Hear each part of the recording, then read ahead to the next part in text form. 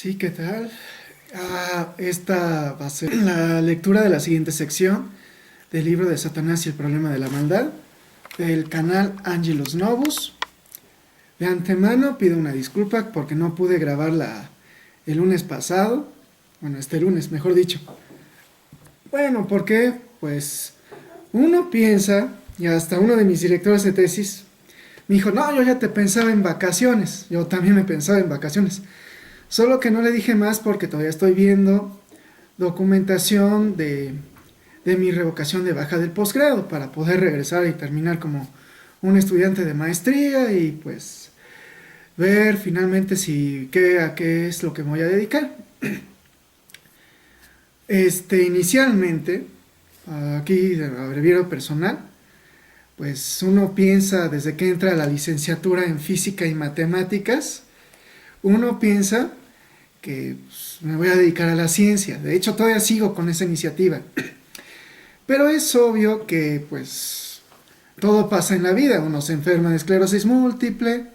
Mi hermano Aníbal, que está acá atrás de mí, en su foto de neurocirujano, pues él de hecho me echó la mano cuando no se sabía bien qué era.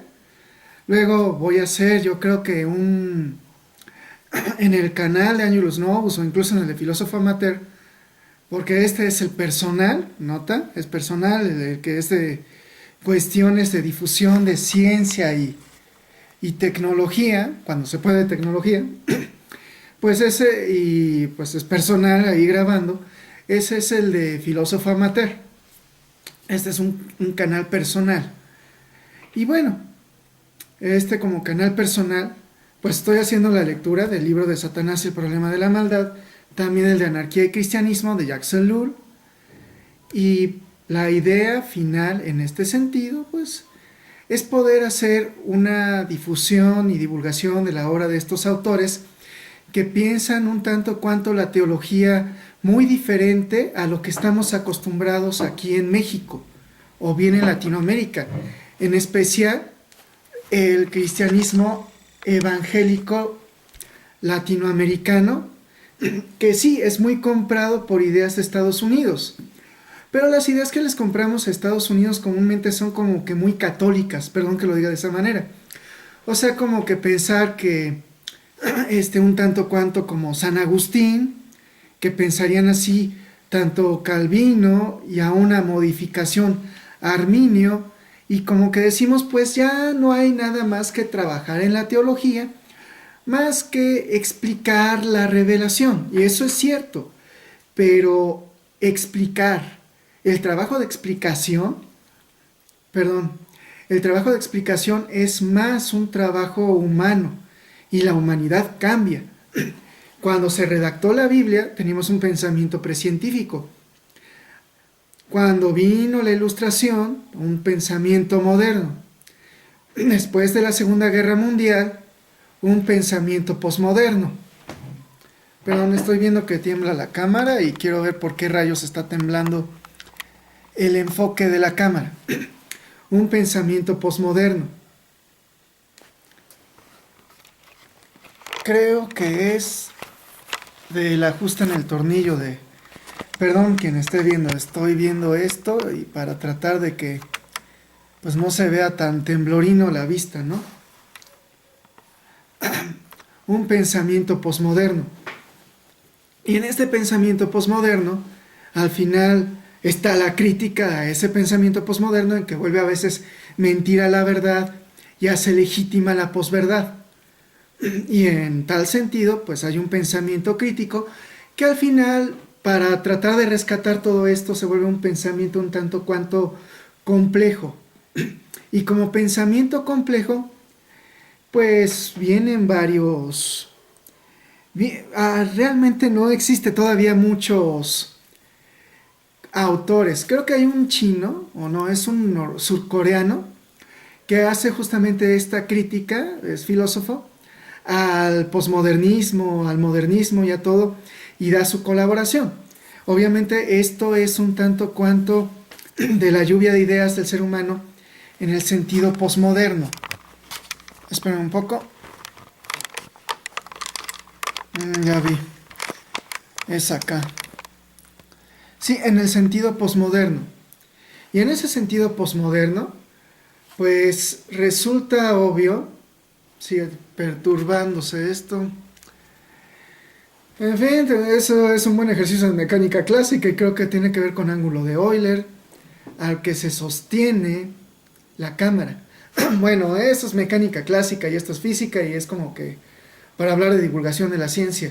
También este canal lo pretendía de divulgación de la ciencia, pero yo creo que tendré que abrir otro y ahí dedicaré, por ejemplo, a divulgar parte de mi tesis de maestría, que es la termodinámica de tiempos finitos, y la tesis de licenciatura. Pero esto será un poco más adelante.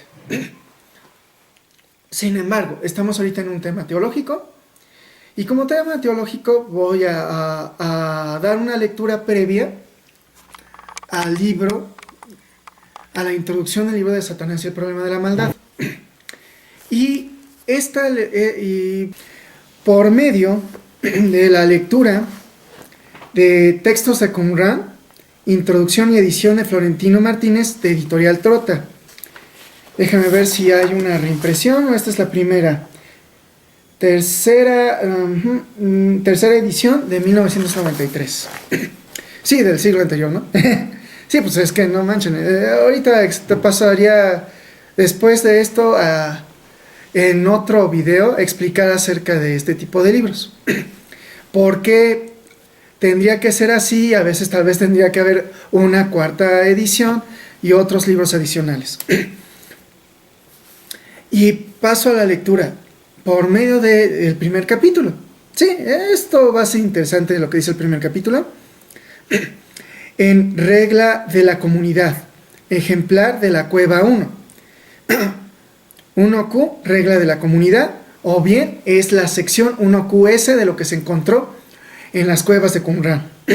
Así están divididos los rollos. Los rollos están como que el número de rollo en donde se encontró, aquí es en cueva de Qumran, y esa es ya propiamente la clasificación interna de las secciones de los rollos. Bueno, columna 1. Para el instructor, libro de la regla de la comunidad. Nota, tengo que decir esto que a veces si uno lo lee, verás como paréntesis, y los paréntesis te lo explica, por ejemplo, en el libro de Los rollos del mar muerto, de Editorial Verbo Divino, que a veces es como que no queda claro y es lo que parece ser lo más claro en esta introducción. Sin embargo, para ser leído, finalmente para ser leído por el vulgo, se da de esta manera donde es más probable que sea esa lectura. Alguien dirá, pero es que puede ser que no. Bien, si tú dices que puede ser que no, pues está abierto a que tú entres en arqueología, que te vayas a Israel y que comiences a investigar esto y propongas tu propia diferencia. Se está abierto a eso. Si tú no eres especialista, como que uno dice, pues entonces, como ahorita yo que lo estoy haciendo como físico, digo, bueno, tengo que aclarar esto, y como una comunidad científica no es cerrada, pues es bienvenida a las propuestas, pero una vez que sepas realmente qué significa para dar tu diferencia y tu propuesta de diferencia. Si no, pues especular puede provocar incluso caídas de la bolsa, puede provocar ruinas. Entonces, no provoques ruinas, ¿no? Eso yo tendría que decirlo a aquellos que quieran especular de manera diferente. No provoquen ruinas. Especulemos con responsabilidad, si es que va a haber especulación. Eso incluso se da en el método científico.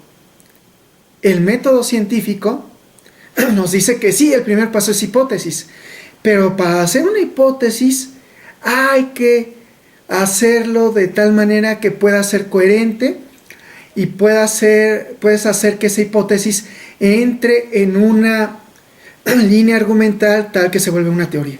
Bueno, sigo leyendo porque si no me pierdo en cuanto a la ciencia. Pero ya dije, se especula con responsabilidad. Si no, no especulemos de manera irresponsable.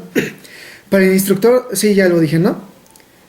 Para buscar a Dios con todo el corazón y con todo el alma, para hacer lo bueno y lo recto en su presencia, como ordenó por mano de Moisés y por mano de todos sus siervos los profetas, para amar todo lo que Él escoge y odiar todo lo que Él rechaza, para mantenerse alejados de todo mal y apegarse a todas las obras buenas, para obrar la verdad, la justicia y el derecho en la tierra, y no caminar en la obstinación de un corazón culpable y ojos lujuriosos, haciendo todo mal, y para admitir en la alianza de la gracia a todos los que se ofrecen voluntarios a practicar los preceptos de Dios, a fin de que se unan en el consejo de Dios y marchen perfectamente en su presencia, de acuerdo con todas las cosas reveladas sobre los tiempos fijados en sus testimonios, para amar a todos los hijos de la luz, cada uno según su lote en el plan de Dios, y odiar a todos los hijos de las tinieblas, cada uno según su culpa, en la venganza de Dios. Todos los que se ofrecen voluntarios a su verdad, traerán todo su conocimiento, sus fuerzas y sus riquezas a la comunidad de Dios, para purificar su conocimiento en la verdad de los preceptos de Dios, y ordenar sus fuerzas según sus caminos perfectos y todas sus riquezas según su consejo justo. No se apartarán de ninguno de todos los mandatos de Dios sobre sus tiempos. No adelantarán sus tiempos ni retrasarán ninguna de sus fiestas. No se desviarán de sus preceptos verdaderos para ir a la derecha o a la izquierda. Y todos los que entren en la regla de la comunidad establecerán una alianza ante Dios para cumplir todo lo que ordena, y para no apartarse de su seguimiento, no apartarse de su seguimiento por ningún miedo, terror o aflicción que suceda durante el dominio de Belial. El nombre de Belial no es un nombre muy usual en las Sagradas Escrituras. Por eso sé que alguien dirá, oye, no manches, es mucho choro. Sí, pero la idea de este choro es dar el contexto, porque comúnmente cuando uno cita, por ejemplo, las ideas sobre guerra espiritual, guerra cósmica, por ejemplo, como Boy lo va a hacer, muchos llegan a decir, oye, pero es que, por ejemplo, San Agustín, citando, sin darse cuenta, porque mucha de la teología evangélica, y en particular la católica, la mayoría occidental, y a veces también los católicos orientales, tienen la idea de un Dios que controla todo de una manera exhaustiva, de tal forma que nada sale fuera de su control. Un Dios que lo controla todo como si fuera una especie de marionetero, en que todo va a ajustar según su plan. Pero seamos sinceros, o seamos ciertos de lo que ocurre, por ejemplo, después de la Segunda Guerra Mundial, incluso en el contexto en el que es redactado los textos del Qumran y también los rollos del Mar Muerto. Los judíos, en particular la tribu de Leví, presume Jean Duhaime y Thierry Legrand, con base a los rollos encontrados. Ahorita no recuerdo bien qué rollo es el que dice, pero lo cita a la hora de hablar del sacrificio de Abraham a Isaac. Déjame ver si lo encuentro rápido para citárselos rapidísimo.